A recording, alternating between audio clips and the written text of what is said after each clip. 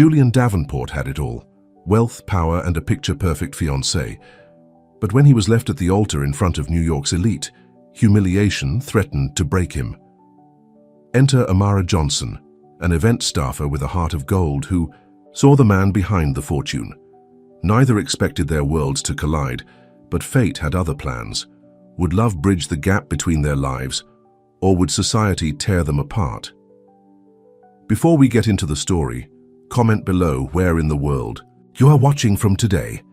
The grand ballroom of the Plaza Hotel sparkled with crystal chandeliers and white roses. 300 guests dressed in their finest attire sat in perfect rows, waiting for the moment when Julian Davenport would marry Victoria Reynolds, the woman everyone thought was his perfect match. Julian stood at the altar, his tall frame impeccable, in his custom tuxedo. At 38, he had built an empire from nothing. Davenport Industries had made him one of the richest men in New York, and today was supposed to be the crowning achievement in his personal life. "For you okay?" whispered Robert, his best man and childhood friend. Julian nodded, though his stomach churned with unexpected anxiety. He'd dated Victoria for 2 years. She was beautiful, sophisticated, and came from the right family. Their marriage made sense on paper, so why did he feel this strange hesitation? The string quartet began playing the wedding march. The guests rose to their feet. The double doors opened at the back of the ballroom, but instead of Victoria in her wedding gown, her father Harold Reynolds appeared alone, his face ashen. Julian's heart dropped. Something was wrong. Harold approached Julian quickly, speaking in a hushed tone. "She's asking to see you, in the bridal suite." Whispers rippled through the crowd as Julian followed Harold out of the ballroom and down the hall. When he opened the door to the bridal suite, Victoria stood by the window in her wedding gown, still breathtaking but with tears streaking her makeup. "Victoria, what's happening?" Julian asked, his voice tight. She couldn't meet his eyes. "I can't do this, Julian." "Can't do what?" "If you're nervous, that's normal." "No." She finally looked up. "I can't marry you." The words hit him like a physical blow. "What are you talking about? There are 300 people out there." "I know, and I'm sorry." She twisted the 5-carat engagement ring on her finger. "But I'd rather hurt you now than trap us both in a marriage that isn't right." Julian's mind raced. Is there someone else? Victoria's silence was all the answer he needed. "Who is he?" Julian demanded, a mixture of pain and anger building inside. "Him?" "It doesn't matter," she said softly, slipping the ring from her finger and placing it on the dressing table. "What matters is I can't pretend anymore." Julian stood frozen, unable to process what was happening. Victoria walked past him to the door, pausing for just a moment. "I'm truly sorry, Julian. You deserve someone who loves you completely." And then she was gone, leaving Julian alone with the crushing weight of public humiliation and private betrayal. Down the hall, Amara Johnson moved efficiently between tasks, oblivious to the drama unfolding in the bridal suite. At 32, she had worked for elite events for 5 years and had helped coordinate countless weddings for the wealthy. She was restocking a tray of champagne flutes when she noticed the sudden commotion. Victoria's father was addressing the guests. His voice strained as he announced the wedding would not be taking place today. Gasps and murmurs filled the room. Amara's heart sank for the unknown groom. "Poor guy," whispered Tina, another event assistant. "What happened?" Amara asked. "Bride got cold feet, apparently. Left him standing at the altar." Amara winced. In all her years working these events, she'd never seen a last-minute cancellation quite this dramatic. As the guests began reluctantly filing out, Amara continued her work, directing the catering staff to begin packing up the untouched food. The reception that would never happen had been planned down to the last detail. A 10-course dinner, a 7-tier cake, and a live band that was now awkwardly packing up their instruments. An hour later, most of the guests had left. Amara was gathering centerpieces in the now empty ballroom when she heard a sound from the small anteroom off to the side. She hesitated, then went to investigate. She found Julian Davenport sitting alone in a chair, his bow tie undone, a glass of scotch in his hand.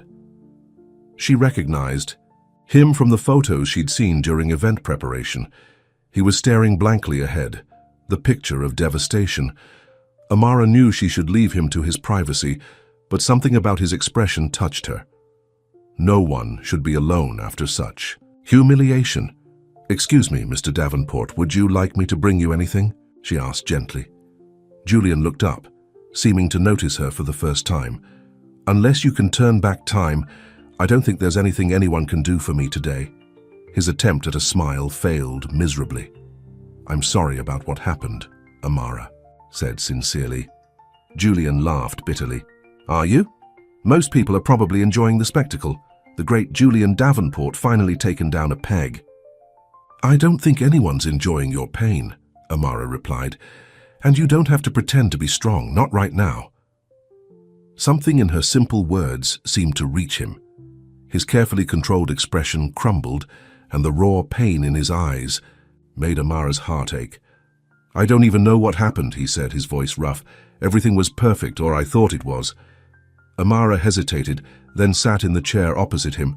"Sometimes perfect on paper doesn't mean perfect in reality. 2 years of my life," Julian said, "and she couldn't even tell me to my face until our wedding day." "Some people aren't brave enough to be honest until they're backed into a corner," Amara observed. Julian studied her for the first time, taking in her simple black uniform dress with the Elite Events logo. "You're not what I expected from event staff." Amara smiled slightly. "And what did you expect?" "I don't know, not wisdom, I guess. I've seen a lot of weddings, some happy, some less so." She stood up. "Would you like me to leave you alone?" Julian surprised himself by saying, "No, actually, talking to you is the only thing that's made me feel slightly human in the past hour." "Then I'm happy to stay a while," she said, sitting back down. "I'm Amara, by the way. Amara Johnson. Julian Davenport. But I guess you knew that." "Hard not to when your name is on all the place cards," she said with a gentle smile. For the first time that day, Julian felt something other than devastation. This woman, this stranger, looked at him with kindness rather than pity. She didn't seem impressed by his wealth or status, and right now that felt strangely refreshing. "So, Amara Johnson, tell me something that has nothing to do with weddings or betrayal." She thought for a moment. "I'm taking night classes for my teaching degree, 3 more semesters to go." "Teaching? What subject?" "Elementary education." "I love working with kids." As they talked, Julian gradually felt the tight knot in his chest loosen slightly. Amara told him about her small apartment in Queens, her passion for teaching, and her niece and nephew, whom she adored. Her life was so different from his world of board meetings and billion-dollar deals, yet there was something captivating about her warm brown eyes and the way she spoke about her dreams. "Mr. Davenport," Robert appeared at the doorway. "The car is ready whenever you are." Julian nodded, suddenly aware of how long he'd been talking with Amara. He stood up, straightening his jacket. "Thank you for being kind when you didn't have to be." Amara smiled. "Anyone would have done the same." "No," Julian said with certainty. "They wouldn't have." He hesitated, then added, "I hope your teaching dreams come true, Amara Johnson." She nodded, feeling a strange reluctance to see him go. "And I hope tomorrow is better than today, Mr. Davenport." "Julian," he corrected. "After everything, I think you can call me Julian." He left with Robert, and Amara returned to her work, telling herself the fluttering in her stomach was just sympathy for a man experiencing one of the worst days of his life. Nothing more. The next morning, Julian woke in his penthouse apartment with a pounding headache and the crushing memory of the previous day's humiliation. His phone had hundreds of notifications, messages from friends, business associates, and worst of all, several missed calls from his mother. Caroline Davenport had warned him about Victoria. "She loves your money, not you," his mother had said. Julian had dismissed her concerns as old-fashioned snobbery. Now he wondered if she'd seen something he'd been blind to. He was about to call her back when his assistant, Megan, rang. "I've managed to keep the press at bay for now," she said without preamble. "But you should know Victoria gave an exclusive interview to Page 6. It's not flattering." Julian closed his eyes. "How bad?" "She's claiming you were controlling."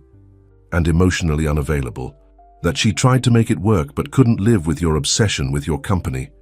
The injustice of it burned.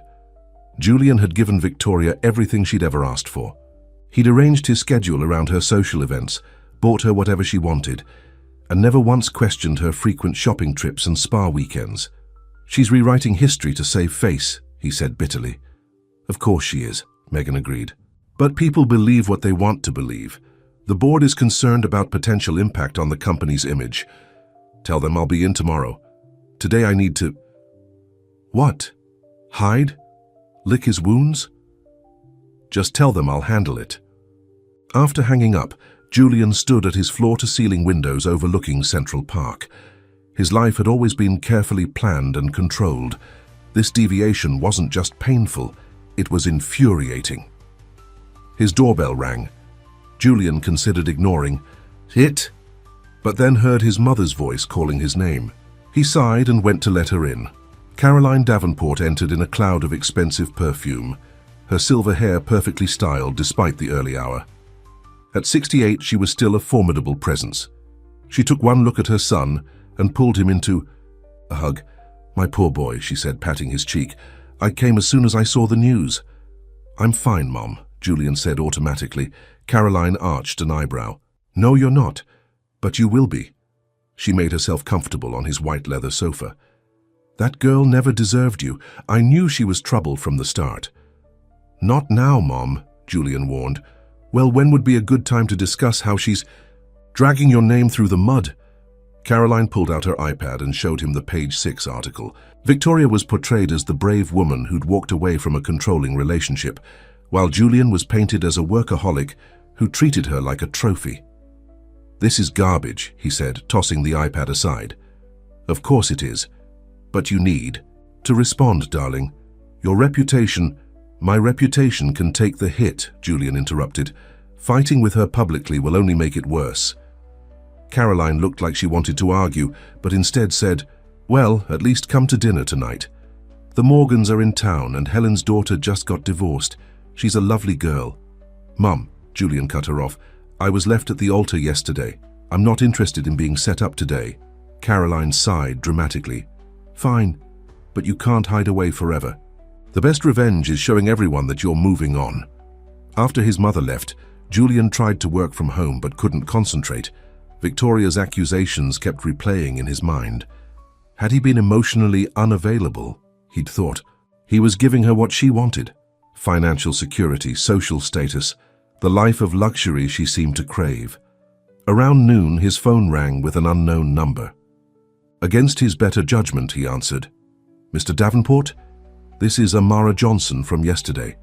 Julian straightened in his chair, surprised by how the sound of her voice affected him. "Amara, how did you get my number?" "Your friend, Robert, I think, came back for a jacket that was left behind. I hope you don't mind, but I asked him for your contact information. I wanted to check how you were doing." The simple kindness of her gesture touched him. "That's very thoughtful. I'm surviving." "Have you seen the news?" she asked hesitantly. "You mean the character assassination?" "Yes. I just wanted to say that anyone who spoke with you for even 5 minutes yesterday would know those things aren't true." Her voice was firm with conviction.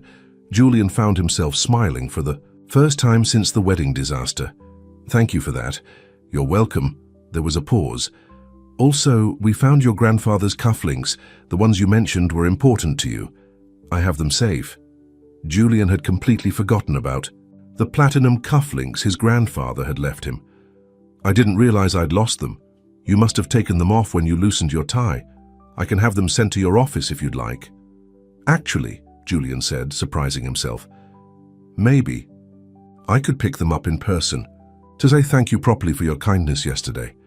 There was a pause and Julian wondered if he'd overstepped. "I'd be happy to meet you," Amara finally said. "I finish work at the event office at 6 today." They arranged to meet at a small coffee shop near the elite events office. After hanging up, Julian questioned his own impulse. Why had he suggested meeting her? He told himself it was just gratitude, nothing more.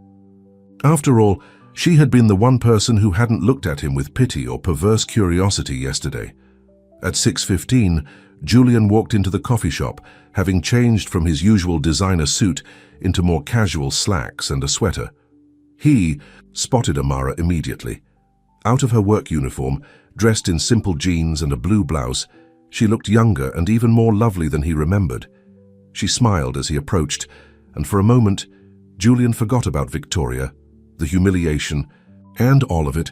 There was something genuine about Amara Johnson that made everything else fade into the background. "I brought your cufflinks," she said, sliding a small box across the table. "Thank you." Julian sat down. "Though I have to admit they were just an excuse." Amara tilted her head. "An excuse?" "To see you again," Julian admitted. "You were the only person yesterday who made me feel like maybe my life wasn't completely over." Amara laughed softly.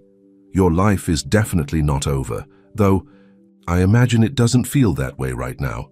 "No, it doesn't," Julian agreed. "Especially with Victoria's version of events making headlines." "Why don't you tell your side?" Amara asked. Julian sighed. "What would be the point? It would just extend the drama. Besides, I'm not even sure what happened. Everything seemed fine, until suddenly it wasn't." "Sometimes the warning signs are there, but we don't want to see them," Amara said gently. Julian studied her. "You sound like you're speaking from experience. Let's just say you're not the first person to be blindsided by someone they thought they knew." She took a sip of her coffee. "But enough about that. Tell me something good in your life." Julian found himself telling her about the education foundation he'd started 3 years ago, which provided scholarships to underprivileged students. Amara's eyes lit up as he described the program. "That's amazing," she said. "Those opportunities can change lives." "It's the most rewarding part of my work," Julian admitted, "though I haven't been as involved lately as I should be." "Well, now, you have one less distraction," Amara pointed out. Julian laughed. "That's one way to look at it." Their coffee stretched into dinner at the small Italian restaurant next door. Julian couldn't remember the last time he'd had such an easy conversation with someone. Amara was intelligent and thoughtful, and completely unimpressed by his wealth or status. When they finally parted ways, Julian found himself saying, "I'd like to see you again, Amara." She hesitated. "I'm not sure that's a good idea." "Why not?" "Because you're rebounding from a very public heartbreak, and I'm not in your world." Julian stepped closer. "Maybe I need someone who's not in my world. Someone real." Amara smiled but shook her head. "Give yourself some time to heal, Julian. My number's still in your phone if you want to talk as friends." As he watched her walk toward the subway station, Julian felt an unfamiliar determination.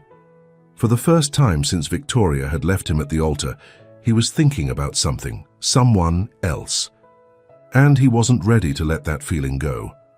Over the next 2 weeks, Julian threw himself back into work, but found excuses to text Amara nearly every day. Simple messages at first, thanking her again for returning the cufflinks, asking how her classes were going. She responded politely but maintained a friendly distance until one rainy Tuesday when he was leaving a board meeting and saw the headline on his phone, "Victoria Reynolds engaged to business rival Marcus Chen." The betrayal cut deep. Marcus Chen was the CEO of a tech company that had been trying to buy out a portion of Davenport Industries for years. Julian had met him at several industry events where Victoria had accompanied him. Now it all made sense. The times she'd claimed to be shopping or with friends, she'd been with Marcus. Without thinking, Julian called Amara. "Julian?" she answered, sounding surprised. "Is everything okay?" "Not really," he admitted. "Have you seen the news?" "About Victoria?" "Yes, I'm sorry. The worst part is I should have seen it coming. They've obviously been together for months." His voice was tight with anger and hurt. "Where are you right now?" Amara asked. "Just leaving my office." "There's a small park near your building, right? The one with the fountain. Meet me there in 20 minutes. Before Julian could ask why, she hung up. Exactly 20 minutes later, he spotted her rushing toward him under a large umbrella carrying a paper bag. "What's this about?" he asked as she reached him. Amara handed him the bag. "Comfort food. My grandmother always said, nothing heals a wounded heart like good food." Julian opened the bag to find still warm chocolate chip cookies from a bakery near her apartment in Queens. The simple thoughtfulness of the gesture touched him deeply. "You didn't have to come all this way," he said. "I know. But friends don't let friends face betrayal alone." She looked up at him, raindrops catching on her eyelashes. "And we are friends, right?" Julian felt something shift inside him as he looked at her, this woman who had rushed across the city in the rain to bring him cookies because she knew he was hurting. "Yes," he said softly. "We're friends." They found shelter under the park's gazebo and sat eating cookies while rain pattered on the roof. Julian told her everything, his history with Victoria, the wedding plans, and now the revelation of her affair with Marcus. "The most humiliating part is that everyone probably knew," Julian said bitterly. "I was the last to figure it out." "That's not on you," Amara said firmly. "That's on her for being dishonest." "I keep wondering what I did wrong," Julian admitted. "What I could have done differently." "Maybe nothing," Amara suggested. "Maybe she just wasn't the person you thought she was." They talked until the rain stopped and the sun began to set. Julian marveled at how easy it was to talk to Amara, how she listened without judgment and offered perspectives he hadn't considered. "Thank you," he said as they finally stood to leave, "for the cookies and the company." "Anytime," she replied with a smile. "That's what friends are for." "Let me drive you home," Julian offered. Amara shook her head. "I'm fine taking the subway." "It's getting late. Please let me make sure you get home safely." She finally agreed, and Julian's driver took them to her apartment building in Queens. It was a modest brick building, worlds away from his luxury penthouse. "Would you like to come up for coffee?" Amara offered, then quickly added, "As friends, of course." Julian smiled. "I'd like that." Her apartment was small but warm, filled with books and colorful throw pillows. Photos of her family adorned the walls, and a stack of textbooks on the dining table spoke of her teaching studies.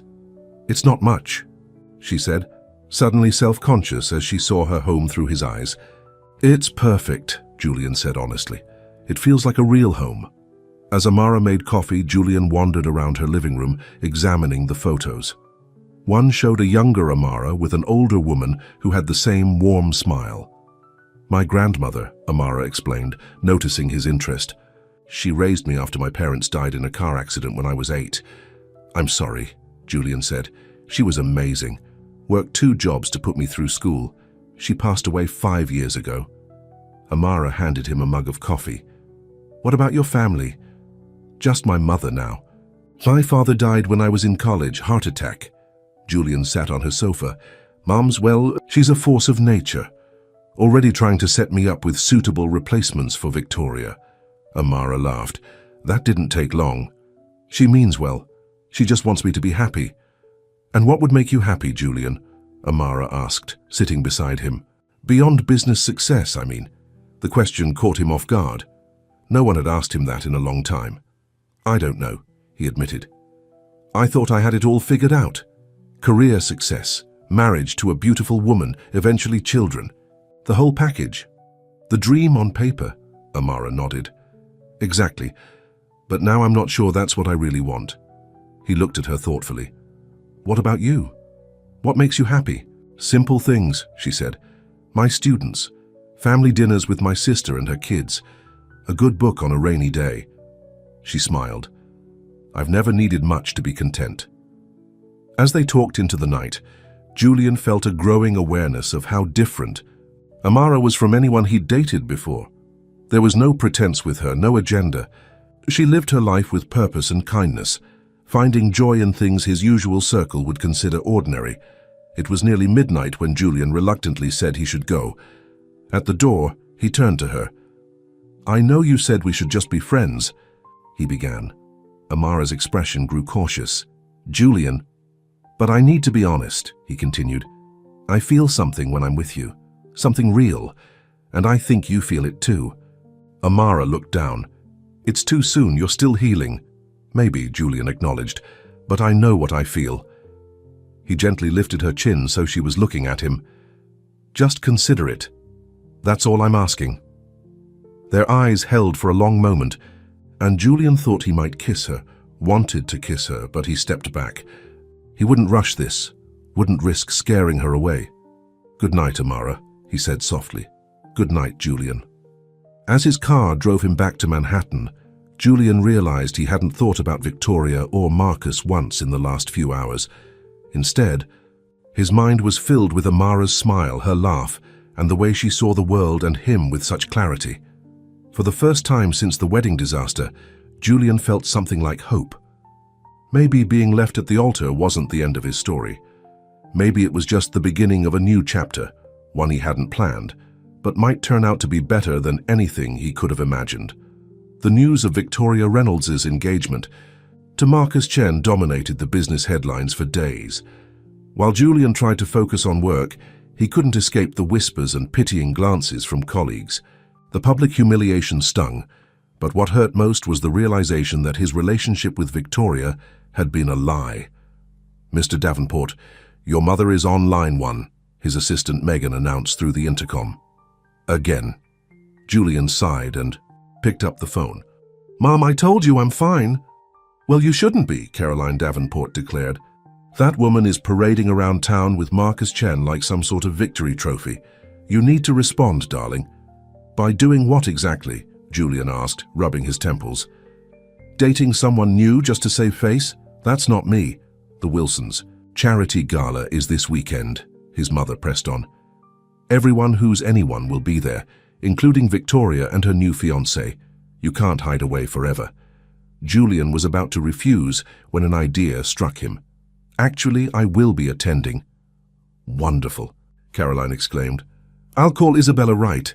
She's just back from Paris and would make a perfect—" "I already have a date, Mom," Julian interrupted. There was a pause. "You do? Who?" "You'll meet her at the gala," Julian said, not wanting to share Amara's name yet. His mother would undoubtedly research her background before they even met. After ending the call, Julian stared at his phone, wondering if he'd made a mistake. He and Amara had been texting regularly since that night at her apartment, but she'd been clear about wanting to be just friends. Would she even agree to attend the gala with him? Before he could overthink it, Julian dialed her number. "Julian?" Amara answered, sounding surprised. "Everything okay?" "I need a favor," he said directly. "A big one." Amara laughed softly. "That sounds ominous," Julian explained about the charity gala and Victoria's expected attendance with Marcus. "I know it's asking a lot, but would you consider being my +1? Just as friends," he added quickly. There was a long pause. "You want me to help you save face in front of your ex?" "That's not," Julian started, then sighed. "It sounds bad when you put it that way." "Because it is bad," Amara replied. "I don't want to be used as a prop in some revenge scenario, Julian." "You're right," he admitted, feeling ashamed. "I shouldn't have asked. Forget I mentioned it." "Hold on," Amara said before he could hang up. "I didn't say no. I just want to be clear about what this is. If I go with you, it's as your friend, not as some statement to make Victoria jealous." "Of course," Julian agreed quickly. "Just friends. And I don't have anything to wear to some fancy charity gala," she continued. "I can help with that," Julian offered, then quickly added, "but only if you're comfortable with it." Another pause. "Fine, but I picked the dress and I'm not pretending to be something I'm not." Julian smiled, relief washing over him. "I wouldn't want you to. Just be yourself. That's more than enough." The next day, Julian arranged for Amara to visit an exclusive boutique where celebrities and socialites shopped. He'd asked his assistant Megan to join her for moral support. Amara felt completely out of place among the designer gowns, with price tags that could pay several months of her rent. Megan, a no-nonsense woman in her 40s, seemed to sense her discomfort. "Don't worry about the prices," Megan told her. "Julian said to find whatever makes you feel comfortable." "Nothing here makes me feel comfortable," Amara admitted, eyeing a beaded gown that probably cost more than her yearly salary. Megan laughed. "Fair enough. But maybe we can find something that at least makes you look fabulous while feeling uncomfortable." After trying on several gowns that felt too revealing or too ornate, Amara finally found one she didn't hate. A simple emerald green dress with cap sleeves and a modest neckline. The color complemented her dark skin beautifully. "That's the one," Megan said approvingly. Classic and elegant, just like you. Amara blushed at the compliment. Thank you. I do like this one. Julian was right about you, Megan remarked, as they waited for the alterations consultant. What do you mean? You're not like the women he usually dates. Megan studied her with frank curiosity. I've worked for him for 8 years. Victoria was just the latest in a line of socialites and models who cared more about what Julian could give them than who he actually is. Amara shifted uncomfortably. Julian and I are just friends. Megan gave her a knowing look. If you say so. But for what it's worth, just friends isn't how he talks about you. Before Amara could ask what she meant, the consultant arrived to pin the dress for alterations. Later that night, as Amara was studying for her education theory class, her phone rang. It was her sister Lisa. Hey sis, Amara answered. What's up? What's up is that Tina from your work told me you're going to some fancy gala with a millionaire, Lisa said without preamble. When were you going to tell me? Amara groaned. It's not what you think. He's just a friend who needs moral support. A friend who's buying you designer dresses, Lisa pressed. How did you? Tina said you went to Elizabeth Rowe's boutique today. Nobody shops there unless they're famous or dating someone famous. Amara sighed. Julian was left at the altar a few weeks ago.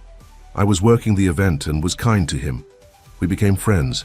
His ex will be at this gala with her new fiancé and he doesn't want to go alone. End of story. Lisa said skeptically. And does this Julian look like the guys on your dating apps? Because those never work out. He's nothing like those guys, Amara admitted.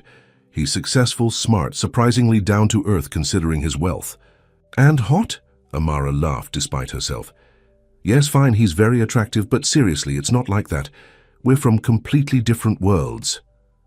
Love crosses all boundaries, Lisa said dramatically. This isn't love, Amara insisted. It's friendship, and it's just one night.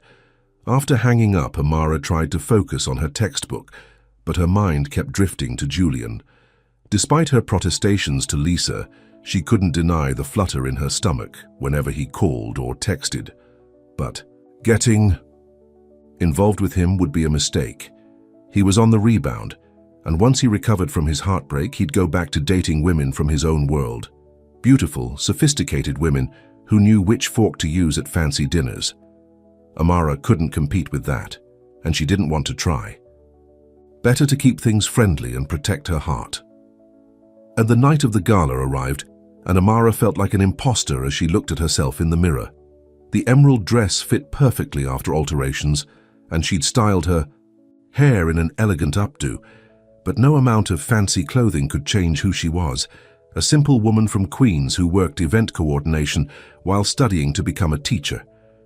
Her doorbell rang at exactly 7 o'clock. Julian stood in the hallway looking devastatingly handsome in his tuxedo, his eyes widening appreciatively as he took in her appearance. You look beautiful, he said sincerely. Thank you, Amara replied, feeling her cheeks warm. You clean up pretty well yourself. In the car, Julian briefed her on what to expect. These events are mostly just wealthy people, congratulating themselves for donating money to worthy causes, he explained. The food is usually mediocre, the speech is boring, but the foundation does good work. What does it support? Amara asked. Arts. Education in underfunded schools. They provide instruments, art supplies, and instructors that these schools couldn't otherwise afford. Amara smiled. That's actually wonderful. Yeah, it is, Julian agreed. I've been on their board for 3 years. It's one of the few charities I'm involved with that feels like it makes a real difference. When they arrived at the hotel ballroom, Amara felt a wave of anxiety. The room was filled with New York's elite, women dripping in jewels and men in perfectly tailored tuxedos. Julian must have sensed her nervousness because he gently took her hand. Just stay close to me, you'll be fine. Almost immediately, they were approached by an elegant older woman with perfectly coiffed silver hair. Julian, darling, she said, air-kissing his cheeks. I was beginning to think you weren't coming. Mom, Julian said, a warning note in his voice. I'd like you to meet Amara Johnson. Amara, this is my mother, Caroline Davenport. Caroline's smile remained fixed as her eyes swept over Amara, taking in every detail. "How lovely to meet you, my dear. How do you know my son?" "We met through her work in event coordination," Julian answered before Amara could speak. "How interesting," Caroline said, in a tone that suggested it was anything but. "Well, I must say hello to the Wilsons. Julian, don't forget to bid in the fine silent auction. The Hamptons vacation package would be perfect for you." As she walked away, Julian turned to Amara. "I'm sorry about that." "It's fine," Amara assured him, though Caroline's dismissive assessment had stung. "She wants what's best for you. I'm clearly not what she had in mind." "She doesn't know what's best for me," Julian said firmly. "Come on, let's get a drink, Azzy." They made their way to the bar. Amara noticed people watching them, whispering behind their hands. Julian seemed oblivious, or perhaps just accustomed to the attention. They had just gotten their champagne when a strikingly beautiful woman in a red gown approached, a tall man in a grey tuxedo beside her. "Julian," the woman said with an artificial smile, "I'm so glad you could make it tonight." Amara knew immediately this was Victoria. In person, she was even more gorgeous than in the photos Amara had seen online. Flawless skin, perfectly styled blonde hair, and the confident posture of someone who had always been told she was special.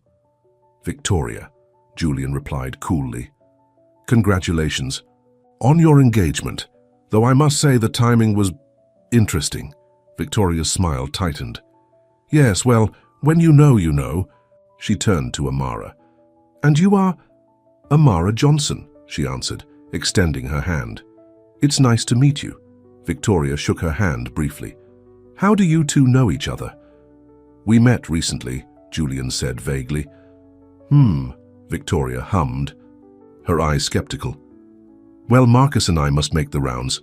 Enjoy your evening." As they walked away, Amara heard Victoria say loudly to Marcus, "Poor Julian, already rebounding with the help." Julian's jaw clenched. "I'm sorry you had to hear that."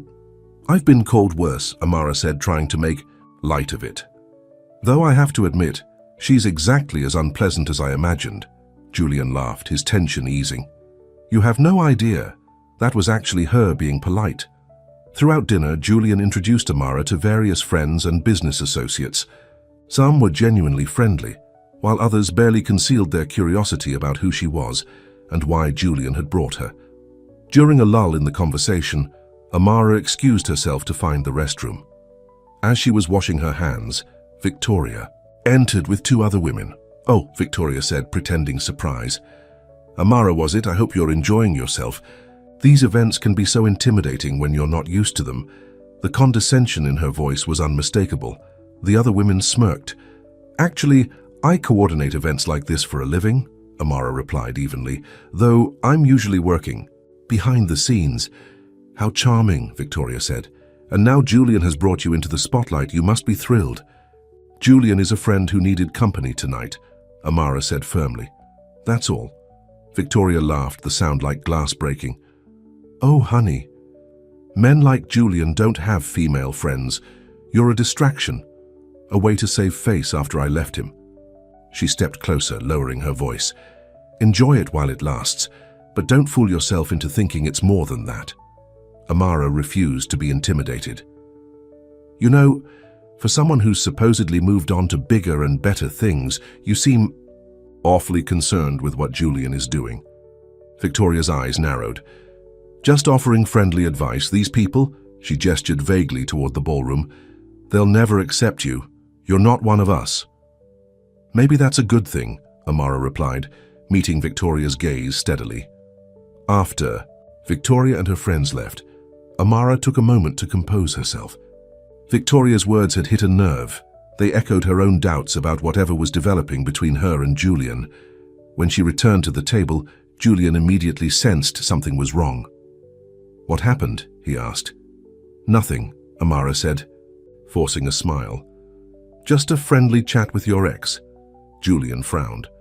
"What did she say to you?" "Nothing I didn't already know," Amara replied. "That I don't belong here, that this isn't my world." "Amara, it's fine, Julian," she cut him off. "She's right. I don't belong here. But that doesn't mean I can't hold my own for one night." Julian. Looked like he wanted to say more, but the speeches were beginning. Throughout the rest of the evening, he stayed close to Amara, his hand occasionally touching her back or arm in a gesture that felt both protective and possessive. When they finally left, Amara felt exhausted from the constant scrutiny and the effort of appearing unfazed by it all. "Thank you for coming with me tonight," Julian said as they drove back to her apartment. "I know it wasn't easy." "It was an experience," Amara replied diplomatically. "Victoria was wrong," Julian said suddenly. "About you not belonging. You outshone everyone in that room tonight." Amara gave him a skeptical look. "Now you're just being nice." "I'm being honest," Julian insisted. "You were genuine in a room full of fake people. Do you know how rare that is in my world?" They fell silent for the rest of the drive. When they reached her building, Julian walked her to her door. "I'd invite you in, but I have an early class tomorrow," Amara said. "Of course," Julian nodded. He seemed hesitant, then said, "Amara, about what Victoria said." "It's fine, Julian," she interrupted. "I know where I stand, we're friends, and I'm happy with that." Julian studied her face. "What if I'm not?" Amara's heart skipped. "What do you mean?" Julian stepped closer. "What if I want more than friendship?" Before Amara could respond, Julian leaned down and kissed her. The kiss was gentle at first, questioning, but when she didn't pull away, it deepened with an intensity that took her breath away. When they finally broke apart, Amara felt dizzy with emotion. "Julian," she whispered, "this is complicated." "I know," he acknowledged, "and I know the timing isn't ideal. But what I feel for you is real, Amara. More real than anything I had with Victoria." Amara took a step back, needing space to think clearly. "This is all happening so fast. A month ago you were about to marry someone else, and it would have been the biggest mistake of my life," Julian said earnestly. "Meeting you, it made me realize what was missing. With Victoria, everything was a performance. With you, I can just be myself." Amara wanted to believe him, but doubt nagged at her. "How do you know this isn't just a reaction to Victoria's betrayal? That I'm not just the opposite of what hurt you?" Julian's expression softened. "Because when I'm with you, I don't think about Victoria at all. I just think about you, how your eyes crinkle when you laugh, how passionate you are about teaching, how you make me feel like a better person just by being around you." His words melted her resistance. "I feel something for you too," she admitted, "but I'm scared, Julian. Your world and mine are so different." "Then let me into your world," Julian suggested, "and I'll show you that the differences don't matter." He kissed her again, and Amara let herself believe just for a moment that it could be that simple. The next morning, Amara woke to a text from Julian. "Dinner tonight? Your choice of restaurant." She smiled, remembering their kisses from the night before. Despite her reservations, she couldn't deny the connection between them. "Okay," she replied, "but nothing fancy. I'm thinking pizza." Julian's response came quickly. "Perfect. I'll pick you up at 7. As Amara got ready for her morning class, her phone buzzed with a text from her sister Lisa. "Check page 6.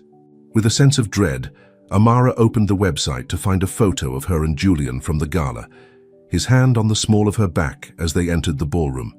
The headline read, "Davenport's Downgrade.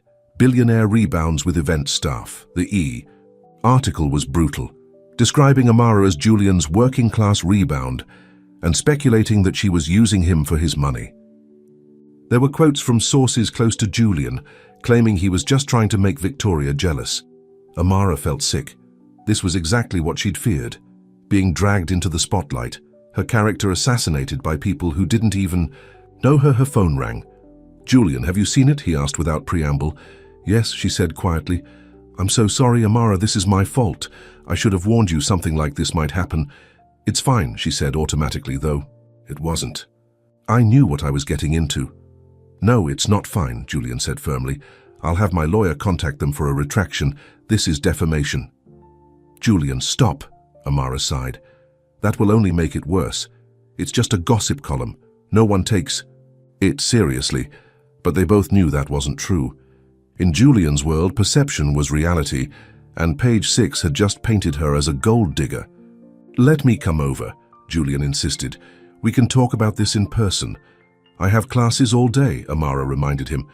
And honestly, I need some time to think. There was a pause. You're reconsidering us, aren't you? I'm reconsidering whether I can handle this kind of scrutiny, Amara admitted. This is your normal, Julian. It's not mine. Amara, please, Julian's voice was urgent. Don't let them win. This is exactly what Victoria wants, to drive a wedge between us. This isn't about Victoria, Amara said, though she suspected Victoria might have been the source quoted in the article. It's about me and what I can handle. I need some space today, okay? Julian reluctantly agreed, and Amara headed to her class trying to focus on teaching methods instead of the embarrassing article. But when she arrived at the community college, she could feel eyes on her. Several students were whispering and looking at their phones. Ms. Johnson, one of her classmates, approached. Are you really dating Julian Davenport?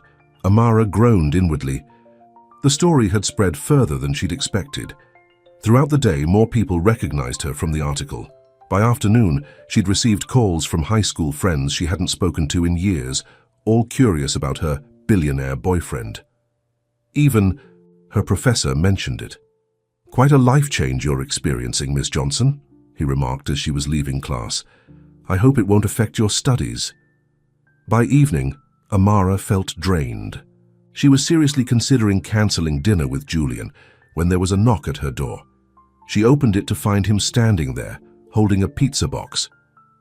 I know you said you needed space, he said apologetically, but I thought you might be hungry after a long day.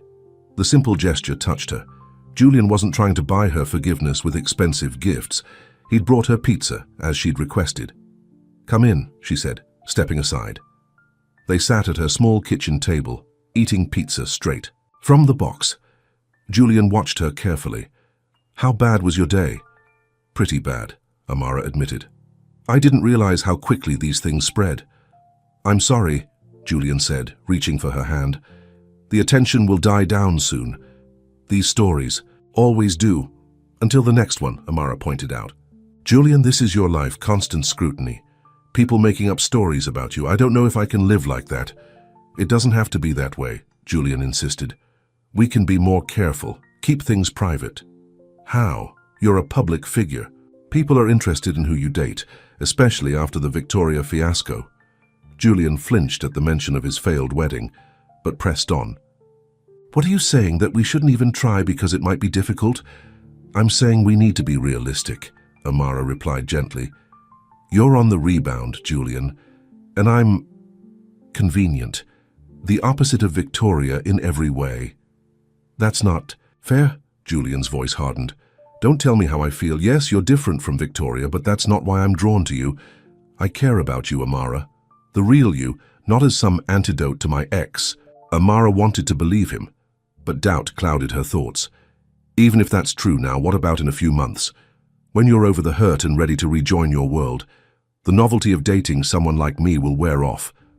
Julian stood up, frustration evident in his stance. Someone like you mean someone kind, intelligent, and genuine? You're right. Those qualities are rare in my world. That's why I don't want to let you go. His passion was compelling, and Amara felt her resolve weakening. I'm scared, she admitted. Not just of the public attention, but of getting hurt. You have so much power in this dynamic, Julian. Your world, your rules. Julian knelt beside her chair, taking her hands in his. Then we make new rules together. I don't care what anyone thinks, not Victoria, not the gossip columns, not even my mother. I just care about what you think, what you feel. Looking into his earnest eyes, Amara wanted to believe it could be that simple. Okay, she said finally, we'll try, but slowly, and I won't change who I am to fit into your world. I would never ask you to, Julian promised. It's who you are that makes you special. He leaned in to kiss her, and Amara let herself hope that, maybe against all odds, they could find a way to make this work. Over the next few weeks, Julian kept his promise to take things slowly. Instead of lavish restaurants and high-profile events, they spent time in Amara's neighborhood, trying local diners, walking in the park, watching movies on her small television. Julian seemed genuinely happy with the simplicity of their outings, often remarking how refreshing it was to be somewhere people didn't recognize him or want something from him. One Sunday, Amara invited Julian to her sister Lisa's house for a family dinner. She was nervous about introducing him to her family, worried they might treat him differently because of his wealth. "Just be yourself," she advised as they approached Lisa's modest house in Queens. "And maybe don't mention that your watch costs more than their mortgage." Julian laughed. "I'll try to restrain myself." Lisa opened the door, her eyes widening slightly at the sight of Julian in person. "So you do exist," she teased. "I was starting to think Amara made you up." "Very funny." Amara rolled her eyes. "Julian, this is my sister Lisa. Lisa, be nice." "I'm always nice," Lisa protested, ushering them inside. "Kids, Aunt Amara is here with her friend." Amara's niece Zoe, 8, and nephew Marcus, 10, came running. They stopped short at the sight of Julian. "Are you really a billionaire?" Marcus asked bluntly. "Marcus," Lisa scolded. Julian smiled. "I do okay," he answered simply. "But I hear you're pretty good at basketball. That's much more impressive." Marcus looked skeptical but was quickly won over when Julian offered to shoot some hoops in the driveway before dinner. "Is he for real?" Lisa whispered to Amara as they watched Julian patiently teaching Marcus a new dribbling technique. Surprisingly, "Yes," Amara replied. "He's different from what I expected." "Different how?" Amara considered the question. "He's more normal, grounded. Despite everything, he's just a guy who got his heart broken and is trying to figure things out." "A guy worth billions," Lisa pointed. "Out. The money complicates things," Amara admitted. "But when we're together, it doesn't seem to matter." Lisa studied her sister's face. "You're falling for him, aren't you?" Amara didn't answer, but her expression said enough. The dinner was chaotic and warm, so different from the formal meals Julian was used to. Lisa's husband Mike asked Julian about business but didn't fawn over him. The kids interrupted constantly with stories about school and friends. It was loud and messy and perfect. As they drove back to Amara's apartment that night, Julian seemed thoughtful. "Your family is wonderful," he said finally. "They love each other so much, it's obvious in everything they do." "They can be a lot," Amara laughed. "But yes, we're close." "My family dinners were never like that," Julian admitted. "Even before my father died, meals were formal affairs, more like business meetings than family time." Amara reached over to take his hand. "Well, you're welcome at Lisa's any time. The kids already adore you." "I'd like that," Julian said, squeezing her hand. "Being part of a real family dinner." When they reached her apartment, Julian walked her to the door as usual. Their goodnight kisses had become a treasured ritual, growing more passionate each time. Tonight, Amara didn't want him to leave. "Would you like to come in?" she asked. Softly, Julian searched her face. "Are you sure?" Amara nodded, and as she led him into her apartment and closed the door behind them, she felt certain that whatever happened next, her life would never be the same. Later, as they lay tangled in her sheets, Julian traced patterns on her bare shoulder. "I think I'm falling in love with you," he whispered. Amara's heart swelled with emotion. She'd been fighting her feelings, afraid of being hurt, but in that moment she couldn't deny the truth. "I think I'm falling in love with you too." Julian pulled her closer. "When I was left at the altar, I thought my life was over. Now I think it was the best thing that ever happened to me. It led me to you." Amara smiled against his chest. Maybe some things really are meant to be. As she drifted off to sleep in Julian's arms, Amara allowed herself to believe that perhaps their different worlds didn't matter. Perhaps all that mattered was how they felt when they were together. But across town, Victoria Reynolds was scrolling through photos of Julian and Amara on her phone, a calculating expression on her face. "Enjoy it while it lasts," she murmured, picking up her phone to make a call. "Marcus, I need a favor." The new day would bring new challenges for Julian and Amara's fledgling relationship, challenges neither of them could anticipate as they slept peacefully in each other's arms, blissfully unaware of the storm gathering on the horizon. The morning sunlight filtered through Amara's curtains as she slowly woke up, feeling Julian's arm still wrapped around her waist. For a moment she just watched him sleep, still hardly believing that this powerful, complicated man had found his way into her life and her heart. As if sensing her gaze, Julian opened his eyes. "Good morning," he murmured, pulling her closer. "Good morning," she replied with a smile. "Sleep well?" "Better than I have in years," he admitted, kissing her forehead. "Though your mattress has seen better days," Amara laughed. "Not all of us sleep on custom-made mattresses that cost more than a car." "I should buy you a new one," Julian offered. "No," Amara said firmly. "We talked about this. No expensive gifts." Julian sighed but nodded. Their different financial situations had been a point of contention. Julian wanted to shower Amara with gifts, while she was determined to maintain her independence. "What time is your class today?" Julian asked, changing the subject. 9. "Which means I need to get moving." Amara reluctantly pulled away from his embrace. As she showered, Amara thought about how quickly things had changed. 2 months ago, she'd been single and focused solely on finishing her teaching degree. Now she was in a relationship with one of New York's most eligible bachelors, a man who had been ready to marry someone else the day they met. Sometimes it still felt surreal, like she was living someone else's life. But then Julian would look at her with such warmth and sincerity that her doubts would fade. He made her feel special, valued for who she was rather than what she looked like or what she could offer him. When she emerged from the bathroom, she found Julian in her tiny kitchen, attempting to make coffee with her ancient coffee maker. "You need to press the button twice and then jiggle the cord," she instructed, amused by his confusion. "This thing belongs in a museum," Julian commented, following her instructions. "It works fine," Amara defended. "Not everything needs to be top of the line to be good enough." Julian caught the double meaning in her words. "Is that how you see yourself, as not top of the line?" Amara shrugged. "I'm just being realistic. I'm not from your world, Julian." "Maybe that's exactly why you're perfect for me," he said, pulling her into his arms. "I've had enough of my world to last a lifetime." After a quick breakfast, Julian reluctantly said he needed to go home to change before his meetings. At the door, he kissed her thoroughly, leaving her breathless. "Dinner tonight?" he asked. "I was thinking we could try that Thai place you mentioned." "Sounds perfect," Amara agreed, her heart still racing from his kiss. As Julian's town car pulled away, Amara noticed a photographer across the street quickly snapping photos. Despite their efforts to keep their relationship private, the media's interest hadn't completely died down. Every few days, a new article would appear speculating about Julian's unlikely romance with his working-class girlfriend. Amara tried not to let it bother her, but the constant scrutiny was wearing. Still, Julian was worth it.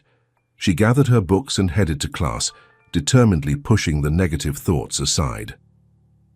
At Davenport Industries, Julian was in the middle of a board meeting when his assistant Megan slipped him a note. "Marcus Chen, online 2, says it's urgent." Julian frowned. Why would Victoria's fiancé be calling him? He excused himself and took the call in his private office.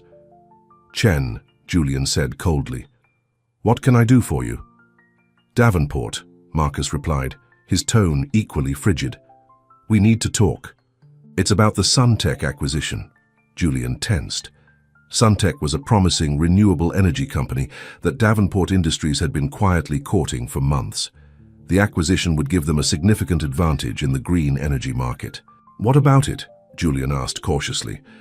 "I know you've been in talks with them," Marcus said, "but they'll be signing with Chen Global by the end of the week." Julian gripped the phone tighter. "That's impossible. We're in the final stages of negotiations." "Check with your team," Marcus suggested smugly. "Things change quickly in business." As soon as they hung up, Julian called his head of acquisitions, who confirmed the bad news. Suntech had suddenly backed out, citing concerns about Davenport Industries' commitment to renewable energy. "This doesn't make sense," Julian said, pacing his office. "We've been transparent about our green initiatives. Chen Global doesn't even have a significant presence in that sector." "There's more," his executive added reluctantly.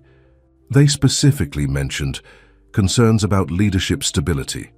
Julian stopped pacing. "Meaning what exactly?" meaning the tabloid stories about your personal life. They didn't say it directly, but the implication was clear. They're worried your judgment might be compromised. Julian felt cold anger building inside him. This had Victoria written all over it. She knew how important the Suntech deal was. He'd discussed it with her before their wedding was called off. Now she and Marcus were using his relationship with Amara against him professionally. Set up a meeting with Suntech, Julian instructed. I want to address their concerns personally. After hanging up, Julian sat at his desk, troubled by this new development. He'd known dating Amara might raise eyebrows socially, but he hadn't anticipated it affecting his business. The thought that his personal choices could undermine everything he'd worked for was unsettling. His phone buzzed with a text from Amara. Looking forward to dinner tonight. Miss you already. Julian smiled despite his worries. Whatever complications Amara brought to his life, she also brought joy and authenticity. He wouldn't let Victoria and Marcus's schemes come between them. That evening, Julian picked Amara up as planned, but she immediately sensed something was wrong. Bad day, she asked, as they sat in the small, family-owned Thai restaurant. Julian hesitated, not wanting to burden her with his problems. Just some business complications. Tell me, Amara insisted gently. That's what partners do. They share their troubles. So Julian explained about Suntech and Marcus Chen's call. It's not just about losing the deal, he concluded. It's the implication that my personal life is affecting my professional judgment. Amara's expression fell. You mean your relationship with me? Julian reached across the table to take her hand. This isn't your fault, Amara. It's Victoria and Marcus trying to hurt me through you. But it's working, Amara pointed out. Your business is suffering because of me. No, Julian said firmly. It's suffering because of petty, vindictive people using underhanded tactics. Don't let them get in your head. Amara nodded, but Julian could see the worry in her eyes. She understood better than he realized how their different worlds could complicate things. After dinner, they decided to walk back to Amara's apartment, enjoying the warm spring evening. They were so engrossed in conversation that they didn't notice the paparazzi until camera flashes startled them. Julian, is it true Suntech rejected Davenport Industries because of your relationship? Amara, how does it feel to cost your boyfriend millions? Julian instinctively pulled Amara close, shielding her from the cameras. No comment, he said firmly, guiding her quickly down the street. More photographers appeared, surrounding them. Amara felt panic rising as they called out increasingly personal and insulting questions. Is this a publicity stunt to distract from the failed wedding? Amara, did Julian upgrade your apartment yet? Julian flagged down a taxi, practically pushing Amara inside before climbing in after her. Go, he instructed the driver, who pulled away from the curb as photographers continued snapping pictures. In the back seat, Amara trembled slightly. Does this happen often? Not usually this aggressively, Julian admitted. Someone must have tipped them off about where we'd be. Victoria? Amara suggested. Julian's expression hardened. Probably. This has her fingerprints all over it. By the time they reached Amara's apartment, she had composed herself, but Julian could tell she was shaken. Inside, she paced her small living room. Maybe we should cool things down for a while, she suggested quietly. Julian felt his heart drop. What do you mean? Just until the media frenzy dies down. Until you secure your business deal. Amara couldn't meet his eyes. I don't want to be the reason your company suffers. No, Julian said firmly, taking her shoulders gently. That's exactly what they want. If we pull apart now, Victoria and Marcus win. This isn't a game, Julian, Amara argued. This is your life's work. And you're becoming an important part of my life, Julian countered. I won't choose between you and my company. I won't have to. Amara finally looked at him, her eyes troubled. How can you be so sure? Because I'll fix this, Julian promised. Trust me, Amara. Trust what we're building together. After a moment, Amara nodded, letting Julian pull her into his embrace. But as she rested her head against his chest, doubt continued to gnaw at her. She loved Julian, but she was beginning to wonder if love was enough to bridge their vastly different worlds. The next morning, Amara's fears were confirmed when she opened her laptop to find their photos splashed across every gossip site, so the headlines were brutal. Davenport's disaster, billionaire's romance costs company millions. Gold digger strikes again. How Amara Johnson brought down Manhattan's most eligible bachelor. Worst of all was a quote from an anonymous source close to the couple, claiming Amara had strategically positioned herself at Julian's failed wedding, planning to catch him at his most vulnerable. Amara felt physically ill reading the lies. Her phone had been buzzing non-stop with texts from friends and colleagues asking about the stories. Even her professor had emailed, asking if she needed time off to deal with her personal situation. With shaking hands, she called. "Julian, have you seen it?" she asked when he answered.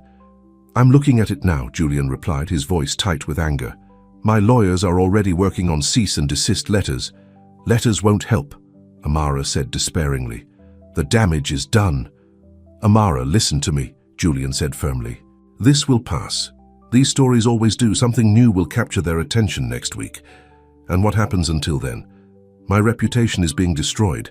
My students' parents are probably reading this garbage, thinking their children are being taught by some kind of opportunistic gold digger. You know that's not true," Julian reminded her, "and so do the people who matter." "Do they?" Amara challenged. "Your mother believes it. Your business associates believe it. Even my co-workers are starting to look at me differently." Julian was silent for a moment. "What are you saying, Amara?" She took a deep breath. "I'm saying, this is getting too complicated. Maybe we move too fast. Maybe we need to step back and reevaluate." "If you want to break up," Julian's voice was incredulous. "No," Amara said quickly. "At least I don't think so. I just need some space to think clearly. This is all so overwhelming." Julian sighed heavily. "Is there anything I can say to change your mind?" "It's not about changing my mind," Amara explained. "It's about taking time to be sure that what we're feeling is real and not just caught up in the drama of it all." After a long pause, Julian reluctantly agreed. "Take whatever time you need. Just promise you won't shut me out completely." "I promise," Amara said softly. "I just need a few days." After they hung up, Amara sat on her couch, tears streaming down her face. She loved Julian, that much she knew for certain. But loving him meant being dragged into a world she'd never asked for, where her privacy was violated and her character assassinated for entertainment. Was any relationship worth that kind of sacrifice? Joyce said Julian threw himself into work after his conversation with Amara, determined to fix at least one part of the mess. He secured a meeting with Suntech's CEO, Martin Wells, for that afternoon. "Thank you for seeing me on such short notice," Julian said as they sat in Martin's office. "I respect you enough to hear you out," Martin replied. "But our decision is pretty much final, Julian. Before you completely close the door, I'd like to understand your concerns more specifically," Julian said. "Is it really about Davenport Industries' commitment to green energy, or is it something else?" Martin hesitated. "Off the record, the board is concerned about stability. Your personal life has been very public lately, and that affects my company's ability to deliver on our promises." "How exactly?" Julian pressed. "It doesn't," Martin admitted, "but perception matters in this business. Chen Global made a compelling case that your focus might be divided." Julian leaned forward. "Martin, you've known me for years. Have I ever let personal matters affect my business judgment?" "No," Martin conceded. "But, no buts," Julian interrupted. "This is Marcus Chen using underhanded tactics because he can't compete fairly. You're too smart to fall for it." Martin seemed conflicted. "We've already entered preliminary discussions with Chen Global, but no contracts have been signed," Julian pointed out. "I'm prepared to improve our offer by 15%, with guarantees on development timelines that I know Chen can't match." By the end of the meeting, Martin had agreed to take Julian's revised proposal back to his board. It wasn't a victory yet, but it was a step in the right direction. As Julian left the Suntech offices, his phone rang. It was his mother. "Julian, darling, we need to talk. Dinner tonight at the house, 7 o'clock. Her tone made it clear this wasn't a request. Julian sighed. "Is this about Amara? Because I'm really not in the mood for another lecture, Mom." It's about protecting what your father and I built, Caroline replied crisply. 7 o'clock, don't be late. Julian arrived at his childhood home, a stately mansion on the Upper East Side, precisely at 7. The house always felt too large and formal to him, especially since his father's death. His mother had preserved it like a museum to their family's success. Caroline Davenport greeted him with air kisses to both cheeks, then led him to the formal dining room where the housekeeper had set 2 places with the family's fine china. "I've asked Mrs. Reynolds to prepare your favorite," Caroline said as they sat down. "Filet mignon with truffle butter." Julian recognized his mother's strategy. Soften him up before delivering the blow. "Let's skip the pleasantries, Mom. What's this about?" Caroline's expression hardened slightly. "The board called me today. They're concerned about the direction of the company under your leadership." Julian stared at her in disbelief. "The board called you? You haven't been involved in day-to-day operations for years." "I still hold significant shares," Caroline reminded him, "and several board members remain loyal to me and to your father's vision." Which was what? To prioritize money over happiness? To marry for social standing rather than love? Julian's voice was bitter. "Your father built Davenport Industries from nothing," Caroline said sharply. "Everything we have, everything you have, is because of his dedication to the company above all else." "And he died of a heart attack at 58, Julian pointed out, "alone in his office on a Sunday. Is that what you want from me?" Caroline softened slightly. "Of course not, darling. I want you to be happy. But this girl—" "Amara," Julian supplied firmly. "Her name is Amara." "Fine. Amara, she might be a lovely person, but she's causing damage to the company. The Sun Tech deal is just the beginning. The board is discussing whether your judgment has been compromised." Julian felt cold anger building. "My judgment is perfectly sound. Better than it's been in years, actually. For once, I'm making decisions based on what I want, not what looks good on paper." Caroline studied him for a moment. "You really care about her, don't you?" "I love her," Julian said simply. His mother looked genuinely surprised. "After only a few months? Julian, be reasonable. You barely know this woman." "I know enough," Julian insisted. "I know she sees me, the real me, not my bank account or my social position. Do you know how rare that is in our world?" Caroline sighed. "Love isn't always enough, Julian, especially when the gap between your lives is so vast." "The gap is only a problem because people like you make it one," Julian argued. "It's not just me," Caroline countered. "It's reality. Your world and hers don't easily mix. Sooner or later, one of you will have to change to accommodate the other.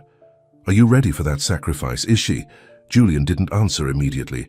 His mother had articulated the very concerns that had been nagging at him, the same ones that had prompted Amara to ask for space. Caroline pressed her advantage.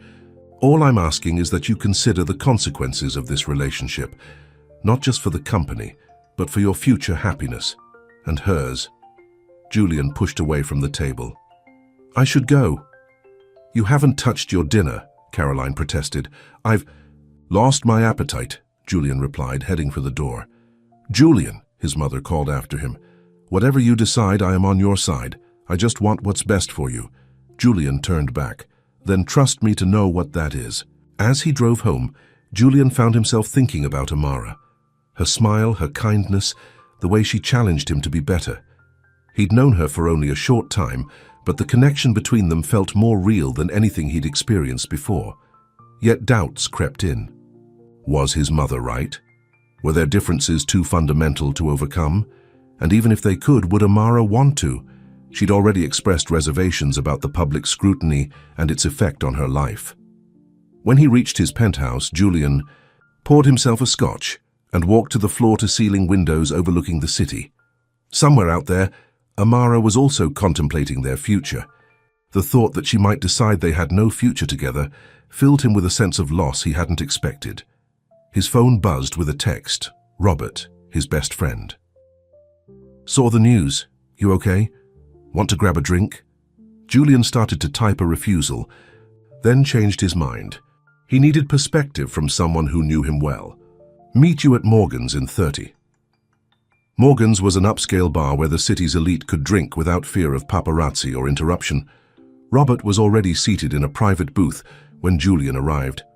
"You look like hell," Robert observed as Julian slid into the seat across from him. "Thanks for the support," Julian replied dryly, signaling for another scotch. "That's what I'm here for," Robert said with a grin that faded quickly. "Seriously though, are you okay? These stories about you and Amara are brutal." Julian sighed. "The stories I can handle. It's Amara pulling away that's killing me." "She broke up with you?" Robert asked, surprised. "Not exactly. She asked for space to think." Julian stared into his drink. "The media attention is taking a toll on her. On us." Robert nodded sympathetically. "It can't be easy for someone who's not used to it." "That's just it," Julian said. "Should I be asking her to get used to it? To completely change her life? For me, I don't know if that's fair." "Fair has nothing to do with it," Robert pointed out. "Relationships are about compromise. The question is whether what you have is worth fighting for." Julian didn't hesitate. "It is. She is." "Then what's the problem?" Julian leaned back, considering. "My mother thinks the gap between our worlds is too wide to bridge. That eventually, one of us will have to sacrifice too much." Robert laughed. "No offense, but your mother isn't exactly an expert on modern relationships. She married your father in what was basically a business merger of two wealthy families." "That's harsh," Julian said, though he knew there was truth to it. "But accurate," Robert insisted. "Look, I've seen you with Amara. You light up around her in a way you never did with Victoria. That has to count for something." "It counts for everything," Julian agreed. "But is it enough?" "Only you and Amara can answer that," Robert said. "But, for what it's worth, I think you'd be a fool to let her go without a fight." Julian nodded slowly. "I need to see her, to make her understand that none of this matters compared to how I feel about her." "That's the spirit," Robert encouraged. "Though, maybe sober up first. Declarations of love are better without Scotch breath." Julian laughed, feeling more hopeful than he had all day. He'd give Amara the space she'd asked for, but only for tonight. Tomorrow he would fight for their relationship with everything he had. Amara was grading papers in her apartment when her doorbell rang. She wasn't expecting anyone, and Julian had promised to give her space. Cautiously, she checked the peephole, surprised to see Victoria Reynolds standing in her hallway. Amara hesitated, then curiosity won out. She opened the door. "Victoria, this is unexpected." Victoria looked as perfect as always in an expensive designer outfit, her blonde hair styled impeccably. "May I come in? I think we should talk." Against her better judgment, Amara stepped aside. Victoria entered, her eyes taking in the modest apartment with barely concealed disdain. "What do you want?" Amara asked directly. "To offer you a deal," Victoria replied, opening her purse and removing a checkbook. "How much would it take for you to leave Julian alone? 1 million? 2? Amara stared at her in shock. "You can't be serious." "I'm entirely serious," Victoria said coolly. "Julian is making a mistake that's costing him professionally. I'm offering you a chance to walk away with your future secured." "I'm not interested in your money," Amara said angrily, "and I'm certainly not discussing my relationship with you." Victoria smiled thinly. "Your relationship? Is that what you call it?" "Let me be clear, Amara. You are a phase. Julian's rebellion against everything he's worked for. Eventually, he'll remember who he really is, and when that happens, you'll be discarded." The words stung because they echoed Amara's own fears. "I think you should leave." "Not until you hear me out," Victoria insisted. "I know Julian better than you ever will. We move in the same circles, understand the same pressures. You don't belong in his world, and deep down, you know it." "This isn't about belonging in his world," Amara countered. "It's about Julian and me caring about each other." Victoria laughed, the sound cutting. "Caring, please. Julian Davenport was raised to prioritize success and status. His current infatuation with you is just a reaction to being left at the altar. Once his ego recovers, he'll want what he's always wanted, someone who fits into his life seamlessly." Amara tried to maintain her composure, but Victoria's confidence was unsettling. "If you know him so well, why did you leave him at the altar?" A flash of Something, regret perhaps, crossed Victoria's face before she composed herself. That was a miscalculation, one I'm now trying to rectify. By offering me money to disappear. Amara shook her head in disbelief. Does Marcus know you're here? Marcus understands what needs to be done, Victoria said dismissively. This isn't personal, Amara, it's business. Julian's relationship with you is destabilizing Davenport Industries at a critical time. The board is already discussing whether he should be replaced as CEO. Amara felt a chill. That can't be true. Call Caroline Davenport and ask her yourself, Victoria suggested. Even she understands the damage you're causing to the family legacy. Amara sat down heavily on her sofa. Why are you doing this? You left Julian. You're engaged to someone. Else, Victoria's expression hardened. Because Julian Davenport is meant for greater things than hiding away in Queens with a schoolteacher. His father built an empire that Julian is now jeopardizing because of you. She wrote out a check and placed it on Amara's coffee table. Think about it. This amount could pay off your student loans, buy you a real home, give you the freedom to focus on your teaching career without financial stress. Amara stared at the check, more money than she'd ever seen in her life. Get out, Victoria shrugged, heading for the door. The offer stands for 48 hours. After that, things will get much more difficult for both you and Julian. After Victoria left, Amara picked up the check, her hands trembling with anger and uncertainty. $2 million. A life-changing amount. She tore it into pieces and threw it in the trash. But Victoria's words continued to echo in her mind. Was she really damaging Julian's company, his reputation, his future? The thought was unbearable. Amara loved Julian too much to be the cause of his downfall. But what if staying with him meant exactly that? With tears streaming down her face, Amara made the hardest decision of her life. She picked up her phone and dialed Julian's number, praying she was doing the right thing. "Julian," she said. "When?" he answered. "We need to talk, not in a few days. Now." The urgency in her voice must have alarmed him. "I'll be there in 20 minutes, he promised. Amara hung up and wiped her tears, preparing herself for what she had to do. Sometimes, she thought sadly, loving someone meant letting them go even when it broke your heart to do it. But as she waited for Julian to arrive, a small voice inside her whispered that perhaps there was another way, that perhaps, against all odds, true love really could conquer all. Julian arrived at Amara's apartment in record time, his heart pounding with anxiety. The urgency in her voice had frightened him. It sounded like goodbye, and he wasn't ready for that. Not when he just realized how much she meant to him. When Amara opened the door, her red-rimmed eyes confirmed his fears. She'd been crying. "What happened?" he asked, stepping inside and taking her hands in his. "Talk to me, Amara." She pulled away, needing distance to say what she had to say. "Victoria was here." Julian stiffened. "What? When?" "About an hour ago." Amara gestured to the torn pieces of paper in the trash can. "She offered me $2 million to leave you alone." "She did what?" Julian's voice was dangerously quiet. "I'll sue her for harassment. That's not all," Amara interrupted.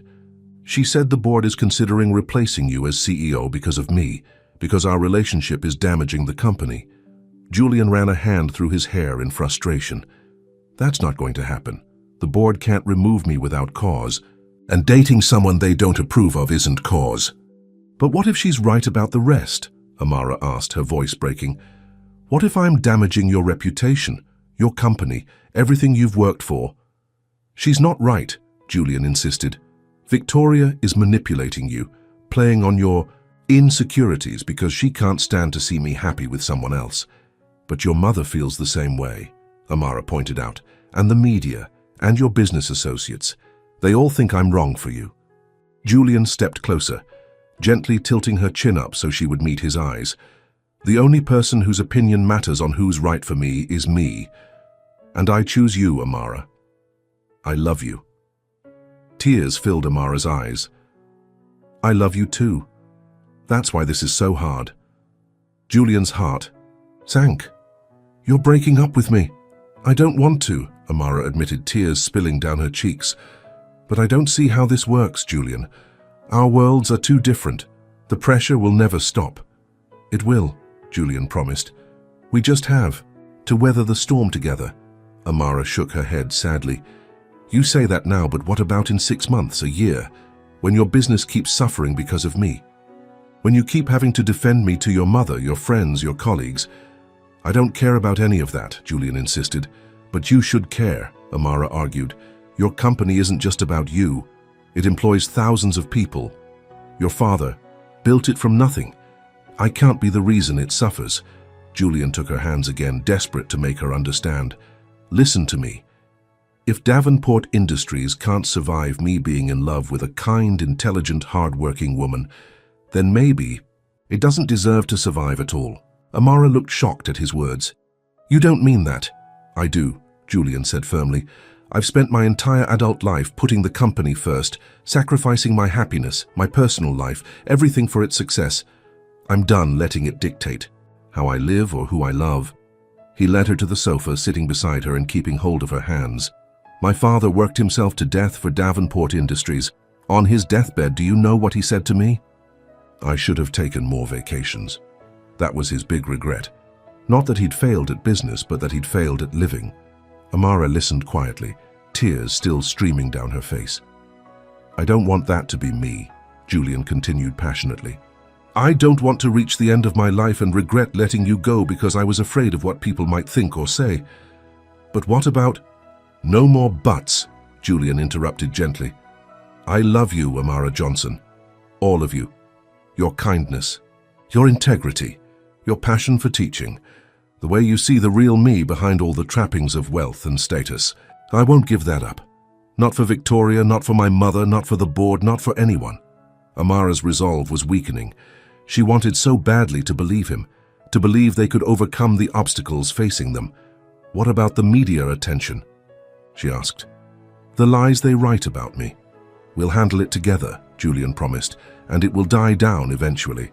Something new will catch their attention. And your mother? Julian smiled slightly. She'll come around when she sees how happy you make me, and if she doesn't, well, that's her loss. Amara took a deep breath. Your world and mine are so different, Julian. I don't know if I can fit into yours, and I don't want you to give up. Yours for me. Then we'll create a new world, Julian suggested. One that has elements of both, one that's uniquely ours. The hope in his eyes was infectious. Amara felt her fears beginning to recede in the face of his unwavering conviction. Do you really believe we can make this work? She asked softly. No, we can, Julian replied without hesitation. If we're together. Amara searched his face, looking for any sign of doubt. There was none. Only love, determination, and absolute certainty. Okay, she whispered finally. Julian's face lit up. Okay? Amara nodded, a tremulous smile breaking through her tears. I'm scared, but I'm more scared of losing you. So yes, okay. Let's try to make this work. Together. Julian pulled her into his arms, holding her tightly as relief and joy washed over him. He'd almost lost her. The thought was unbearable. I promise you won't regret this, he murmured into her hair. We're going to prove everyone wrong. Even Victoria? Amara asked, her voice muffled against his chest. Julian smiled grimly. Especially Victoria. The next morning, Julian called an emergency board meeting at Davenport Industries. As the board members filed into the conference room, their expressions ranged from curious to concerned. Thank you all for coming on. Such short notice, Julian began once everyone was seated. I've called this meeting to address some rumors that have been circulating. Rumors about my leadership and the future of this company. The board members exchanged glances, confirming Julian's suspicion that Victoria's claims weren't entirely unfounded. Someone had been planting seeds of doubt. Let me be clear, Julian continued. My personal life has no bearing on my ability to lead this company. The fact that I'm dating someone who doesn't come from wealth or privilege doesn't impair my judgment or my commitment to Davenport Industries. An older board member cleared his throat. Julian, no one is questioning your abilities. But the optics of your recent relationship have raised concerns among some investors. The optics? Julian repeated with barely concealed contempt. You mean the tabloid stories, the gossip? Since when does this company make decisions based on gossip? Since those stories began affecting our stock price, another board member pointed out. The Suntech deal falling through didn't help. Julian smiled slightly. Funny you should mention Suntech.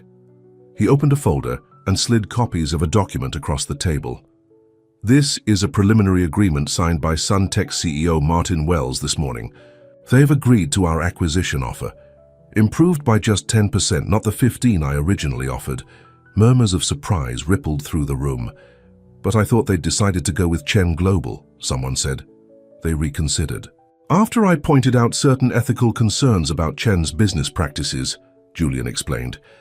Turns out Marcus Chen had been spreading misinformation about our company's stability, possibly with inside help. He let the implication hang in the air. Several board members shifted uncomfortably. Now, Julian continued, I'd like to address the elephant in the room. Yes, I'm in a relationship with Amara Johnson. She's a teacher in training who also works in event coordination. She comes from a working-class background.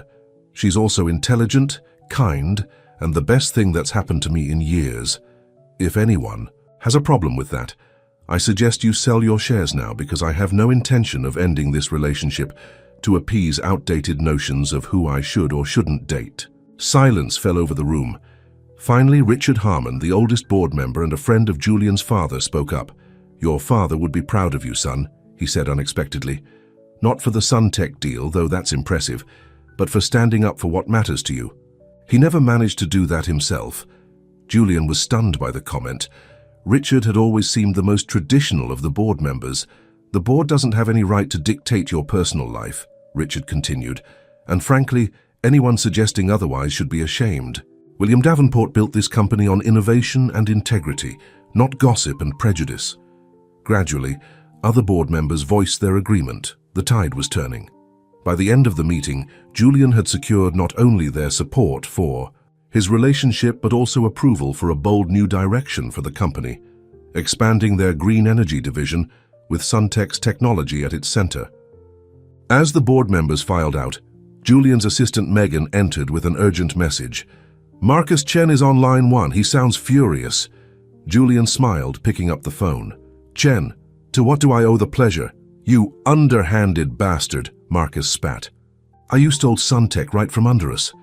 I didn't steal anything, Julian replied calmly. I simply presented them with facts they weren't aware of, like how you and Victoria were spreading lies about my company's stability to gain an advantage. I can't prove that, Marcus said, but his voice held a note of uncertainty. Actually, I can, Julian informed him.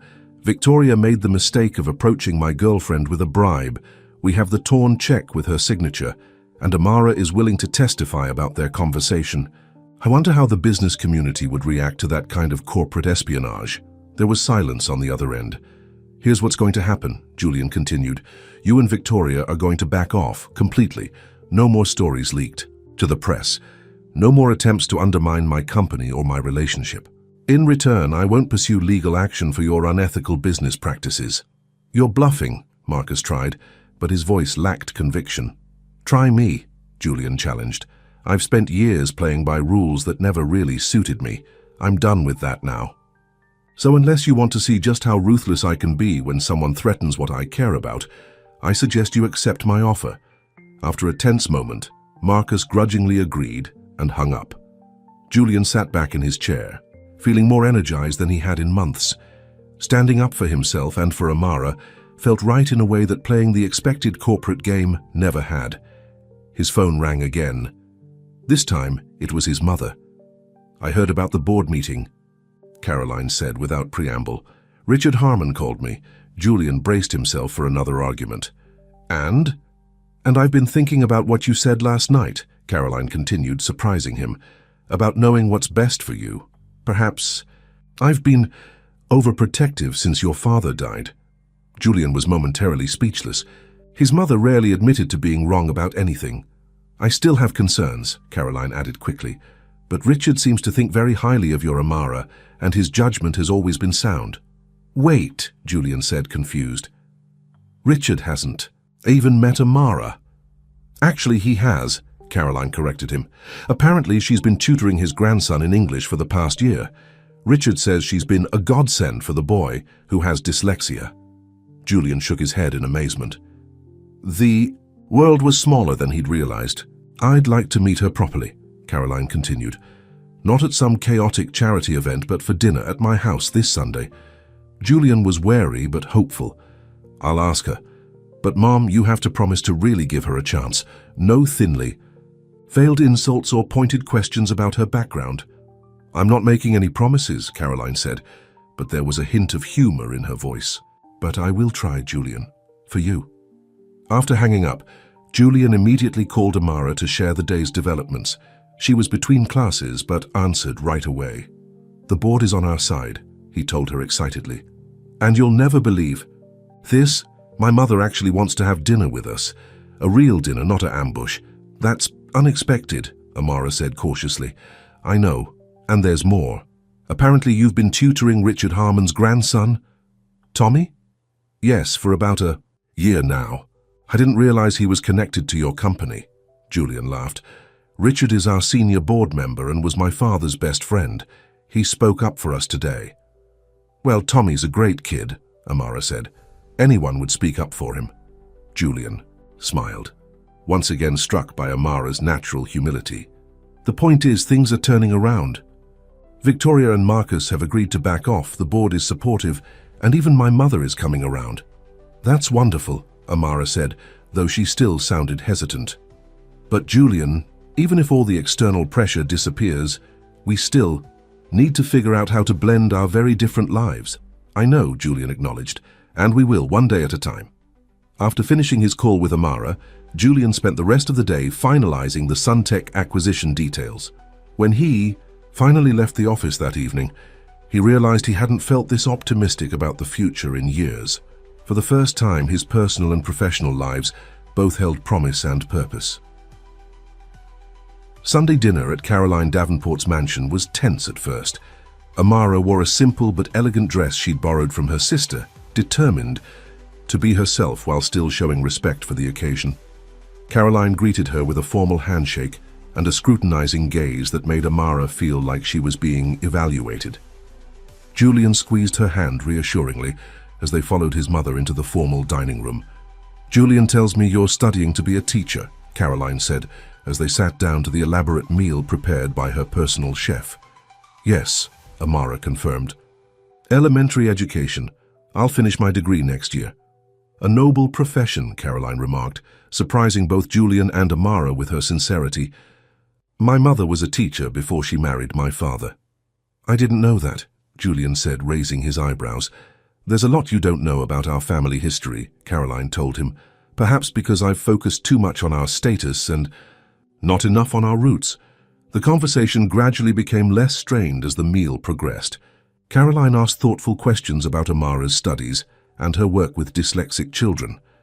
Amara, in turn, showed genuine interest in Caroline's charity work and the history of the Davenport family.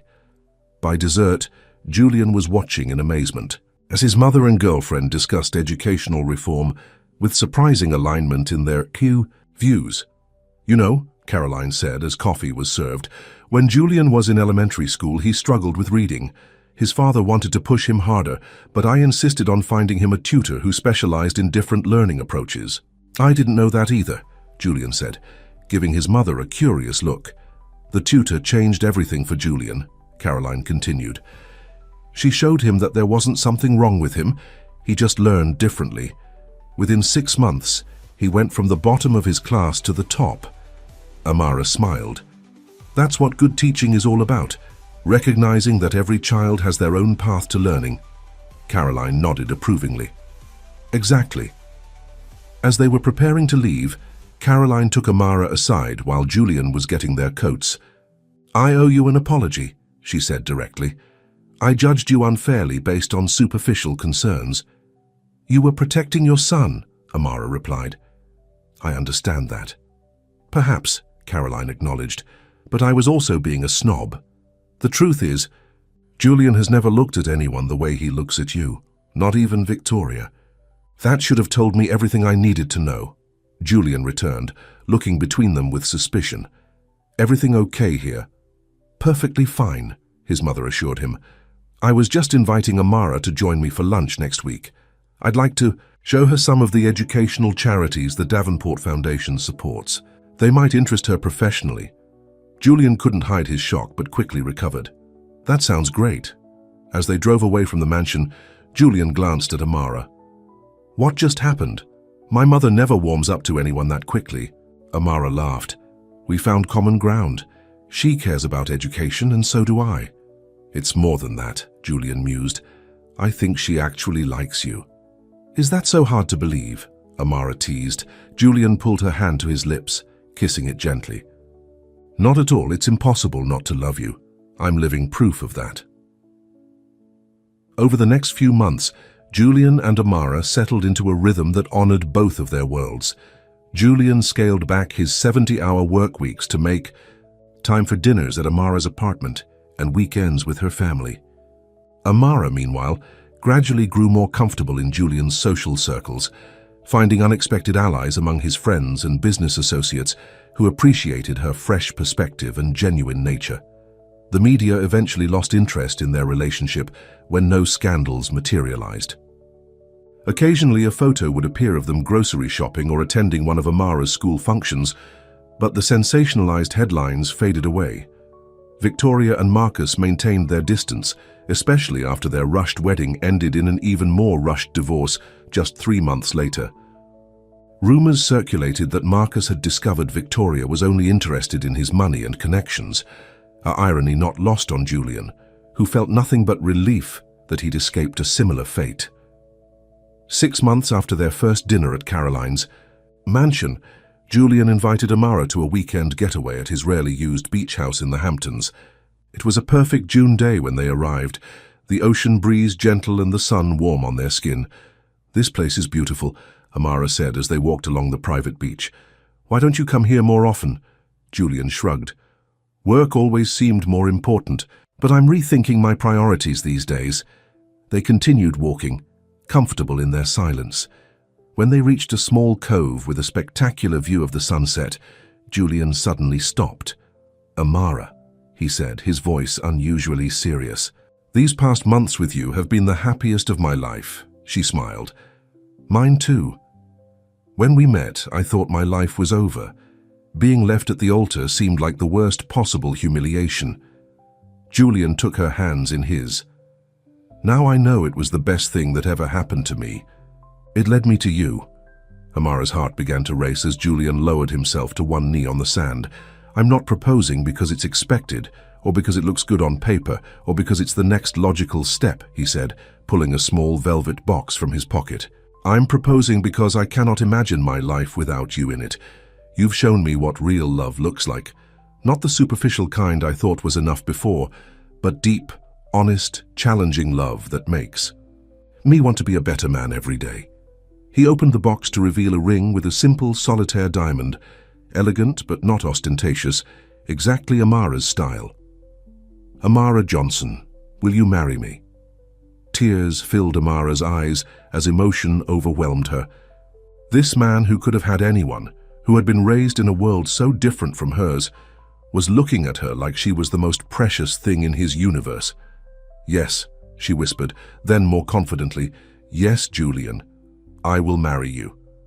As he slipped the ring onto her finger and stood to kiss her, Amara felt a sense of rightness that transcended all the doubts and fears that had plagued them. Their path hadn't been easy, and there would be more challenges ahead, but together they were stronger than any obstacle. I love you, Julian murmured against her lips. More than I ever thought possible. I love you too, Amara replied, wrapping her arms around his neck. Always. The sun set over the ocean, painting the sky in brilliant shades of pink and gold, a perfect backdrop for the beginning of their life together.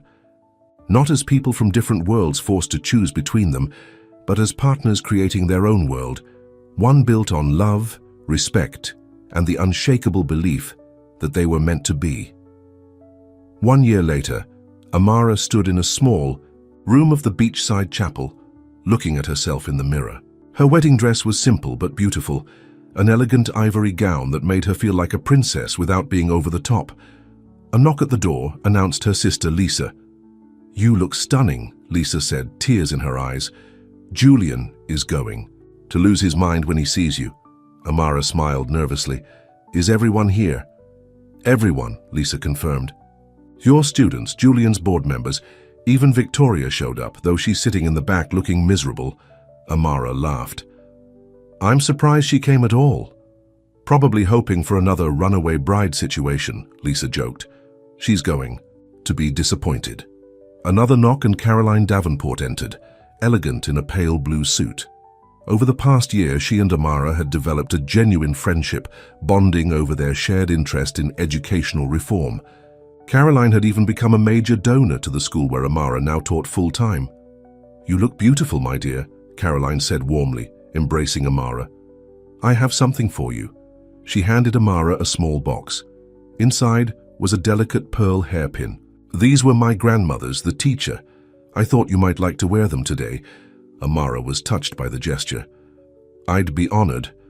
As Caroline helped Lisa secure the pearls in Amara's updo, Amara reflected on the journey that had brought her to this day. From that chance meeting with a heartbroken man at a failed wedding to becoming his wife, it seemed like something out of a fairy tale. Except their story wasn't about a poor girl being rescued by a rich prince. It was about two people from different worlds finding in each other exactly what they needed and building a bridge between those worlds with love, patience, and respect. Her father had died when she was young, so Robert, Julian's best friend, had offered to walk her down the aisle. When he appeared at the door to escort her to the ceremony, his eyes widened in appreciation. "Julian is one lucky man," Robert said, offering his arm. "We both got lucky," Amara replied, taking a deep breath as the wedding music began. The small chapel was filled with people from all parts of their lives, Amara's students and their parents, her colleagues from the school, Julian's business associates, and friends, both their families. But Amara saw only Julian, waiting for her at the altar with an expression of such pure joy that it brought tears to her eyes. As Robert placed her hand in Julian's, he whispered, "You two were meant for each other." Julian squeezed her hand gently, his eyes never leaving hers. "You're so beautiful," he whispered. The ceremony was simple and heartfelt. They had written their own vows, promises not just of love and fidelity, but of partnership, of supporting each other's dreams, of building a life that honored both their pasts while creating a shared future. "A year and a half ago, I thought I knew what love was," Julian said, his voice strong and clear. "I was wrong. Love isn't about finding someone who fits a checklist or who moves in the same circles. It's about finding someone who sees the real you and loves you anyway. Someone who challenges you to be better while accepting you exactly as you are. Amara, you are that person for me. You turned my worst day into the best thing that ever happened to me." Amara's voice trembled slightly as she spoke her vows. "Julian, when we met, I thought we were too different to ever truly understand each other. I was wrong. Beneath the surface differences, we share the same values, the same dreams, the same capacity for love. You taught me that real connections transcend background, wealth, or status. You've shown me a world I never thought I'd be part of. But more importantly, you've created a new world with me, one where we both belong exactly as we are." As they exchanged rings and were pronounced husband and wife, Amara felt a sense of completion. Their journey hadn't been easy, but that made this moment all the more precious. At the reception, held on the beach behind Julian's, now their Hamptons, house friends and family celebrated their union with genuine joy. Even Victoria, who had come perhaps hoping for drama, seemed subdued when she saw the unmistakable love between the newlyweds. Caroline surprised everyone by giving a heartfelt toast. "When Julian was a little boy, he once asked me how you know, when you've found the right person to marry. I told him what my mother told me, that you know when you can't imagine your life without them. Today, seeing my son with Amara, I understand the true meaning of those words. Some love stories are written in the stars, meant to be despite every obstacle. This is one of those stories." Later, as they danced under the stars, Julian held Amara close. "Happy?" he asked. More than I ever thought possible, she replied honestly. When I was standing at that altar the day Victoria left, I thought my life was over, Julian mused. I couldn't have imagined that a year and a half later, I'd be grateful to her for walking away. Amara laughed softly.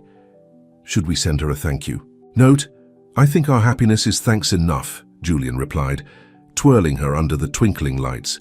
Though I do wonder sometimes, if she hadn't left, would we still have met? Would you still have been the one to find me in that empty ballroom?